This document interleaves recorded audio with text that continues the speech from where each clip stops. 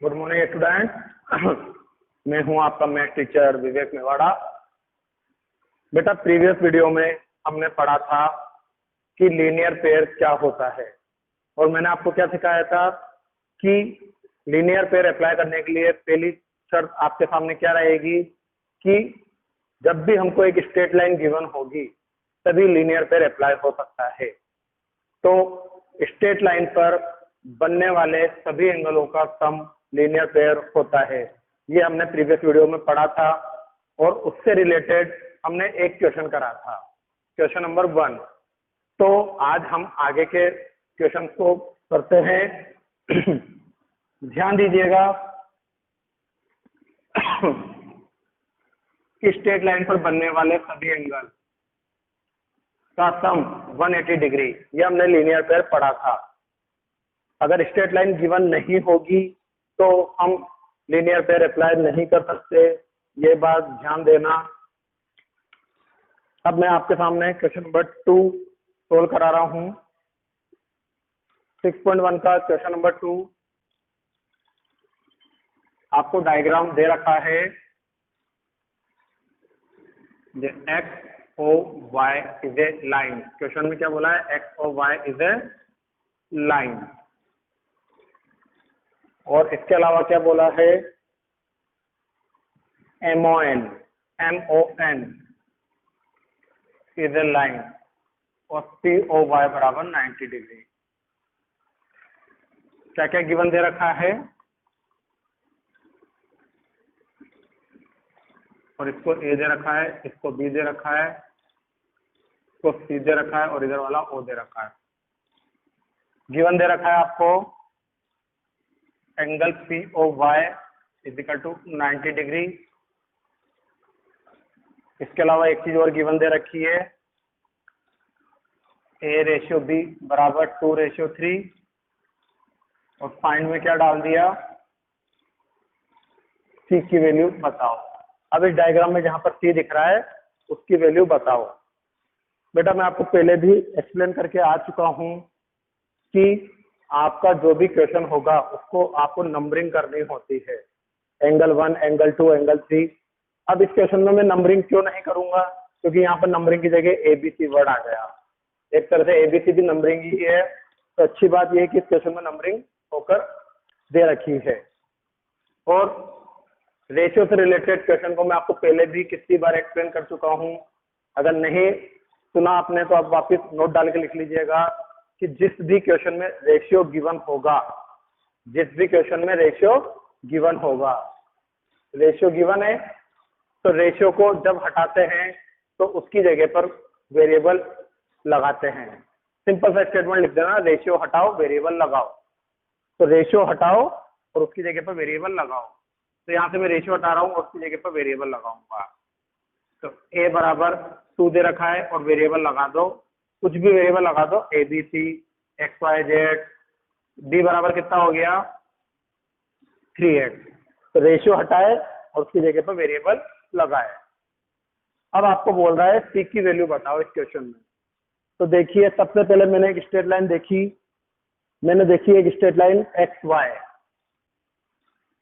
कौन सी straight line पर focus करा? XY पर। 2 स्ट्रेट लाइन दिख रही है डायग्राम में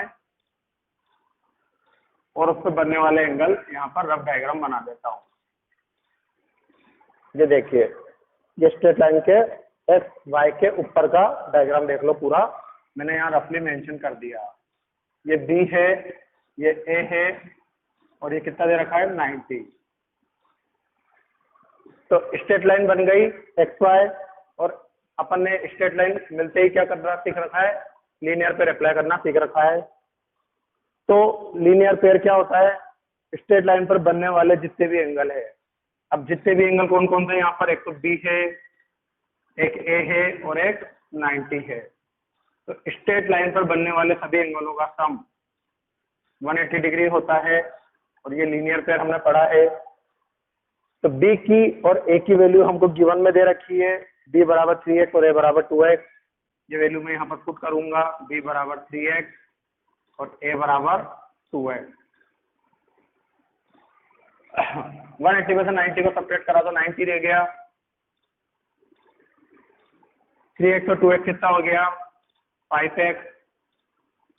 तो x बराबर 90/5 और 5 की टेबल में 90 कितनी बार कटते हैं 5 की टेबल में 90 कटे 18 टाइम।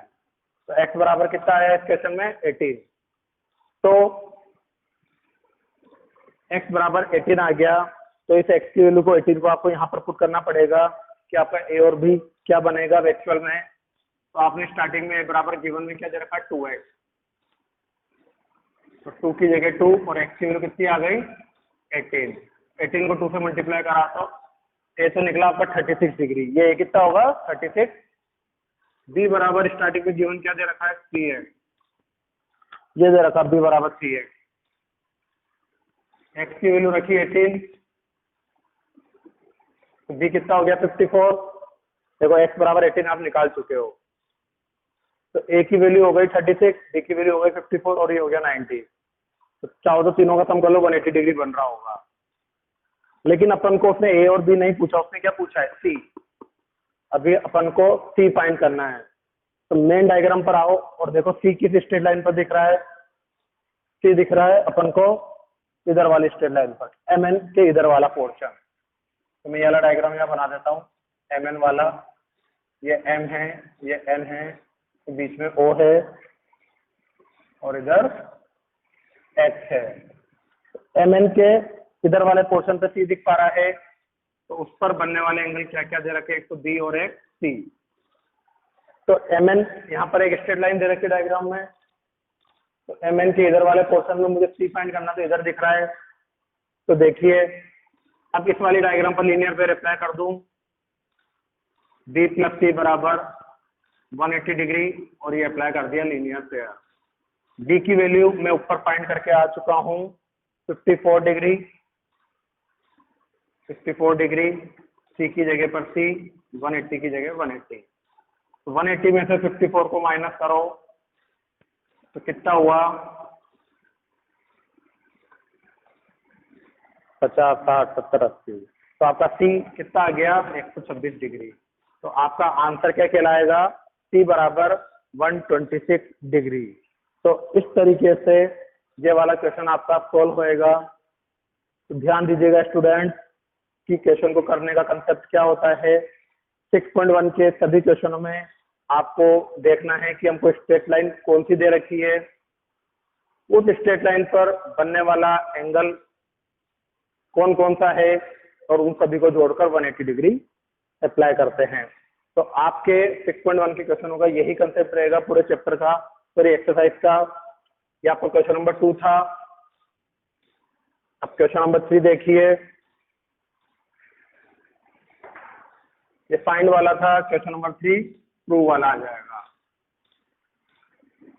आपको एक डायग्राम दे रखा है P Q R S T और गिवन क्या दे रखा है, गिवन आपको दे रखा है PQR बराबर PQR बराबर PRQ, ये दे रखा है गिवन। और प्रूव करने के लिए क्या बोल रहा है PQS बराबर PRT। PQS बराबर PRT। इसको मैं पहले इरेज कर देता हूं फिर अपन क्वेश्चन को आगे करेंगे।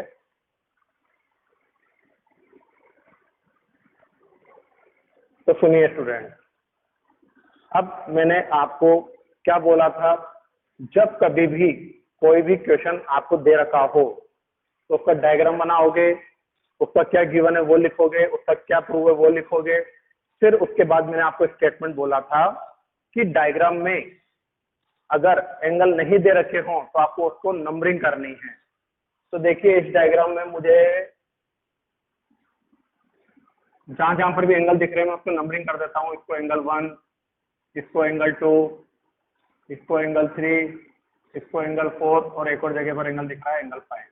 तो मुझे इस डायग्राम में बस 5 जगह पर एंगल दिख रहे हैं तो मैंने उस 5 की नंबरिंग कर दी 1 2 3 4 5। कहीं से भी स्टार्ट कर दो, चाहो कहीं से भी, आपकी मर्जी पड़े जहां से स्टार्ट कर दो। नंबरिंग करने के बाद मैंने आपको बोला था कि नंबरिंग करने के बाद अब आपका गिवन चेंज होएगा। तो अब देखिए आपका गिवन क्या चेंज हो रहा है। तो देखिए पी क्यू आर, ये रहा पी, ये रहा क्यू और अंदर है आर। तो पी क्यू आर अंदर की तरफ वाला एंगल कितना दिख रहा है, angle 2। P R Q, P R Q अंदर की तरफ आ रहा है तो इधर दिख रहा है एंगल 3। तो अपना गिवन क्या चेंज हो गया, आपको मतलब दे रखा है एंगल 2 और एंगल 3 इक्वल है। आपका अब ये गिवन मतलब निकला कि एंगल 2 और एंगल 3 इक्वल दे रखा है और आपसे कह रहा है प्रूव करो। अब देखो प्रूव क्या निकलता है, P Q S, P Q S बाहर जा रहा है तो बाहर की तरफ एंगल 1 बनता है। तो पी आर टी बाहर की तरफ एंगल 4 बन रहा है।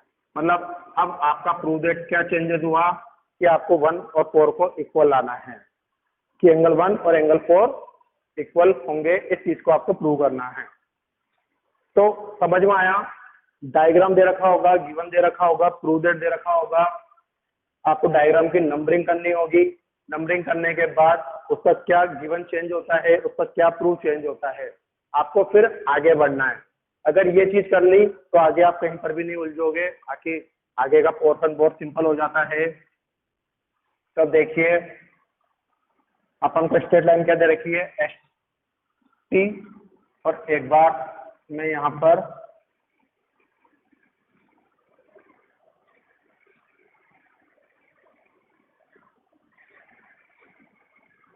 S Q R T, clear.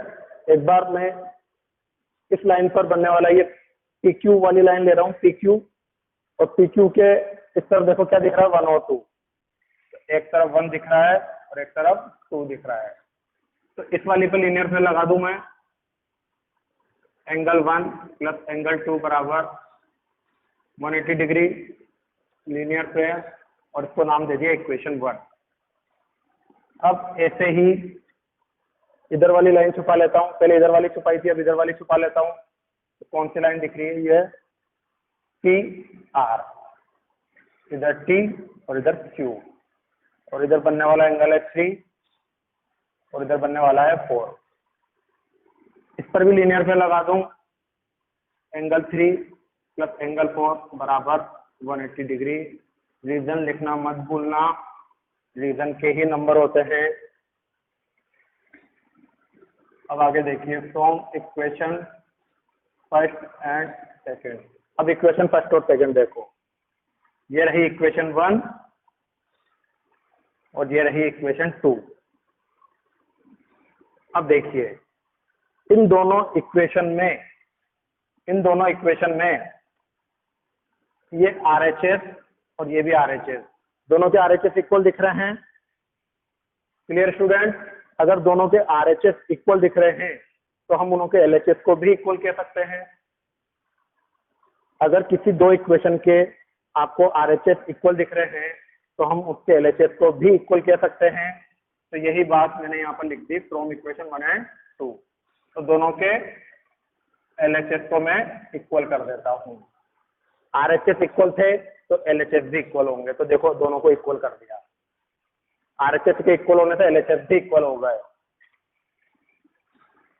अब यहाँ पर आने के बाद आप गिवन में देखिए, आपको गिवन में क्या दे रखा है, 2 की वैल्यू किसके बराबर दे रखी है, 3 के बराबर।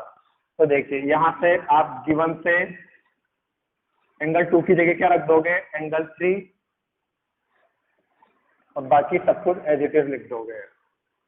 तो देखिए दोनों तरफ 3 से 3 कट गया, तो बचा कितना, एंगल 1 बराबर एंगल 4। और यही आपको स्टेटमेंट प्रूव करना था कि एंगल 1 और एंगल 4 इक्वल होंगे। तो स्टूडेंट इस टाइप से अपन इस चैप्टर को कंटिन्यू आगे रखते जाएंगे। आज मैंने आपको 2 क्वेश्चन कराए हैं, क्वेश्चन नंबर 2 और 3, क्वेश्चन नंबर 4, 5 और 6 नेक्स्ट वीडियो में देखते हैं हम। तो good bye students, have a nice day. Okay बेटा, बाय बाय।